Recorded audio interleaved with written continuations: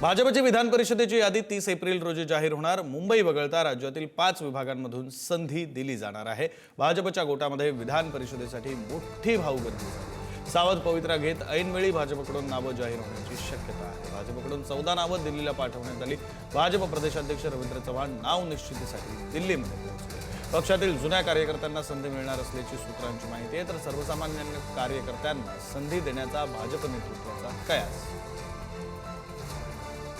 प्रतिनिधी सुशांत सावंत अधिकची माहिती देते। सुशांत, विक्रांत, आपण जर बघितलं असेल तर 30 तारीख जी आहे ती शेवटची आहे उमेदवारी अर्ज भरण्यासाठी आणि भाजपची जी यादी येणार आहे ती 30 तारीखला सकाळी अशी आपल्याला विश्वसनीय सूत्रांनी माहिती दिली। रवींद्र चव्हाण सध्या दिल्लीत आहे। दिल्लीमध्ये भाजपची जी प्रमुख 5 नावं आहेत विधान परिषदेवर ज्यांना पाठवायचं आहे ती 5 नावं जी आहेत ती निश्चित केली जाणार आहे। आता ही नावं निश्चित करताना जातीय समीकरणं असतील किंवा निष्ठावंत कार्यकर्ते यांना संधी दिली जाऊ शकते।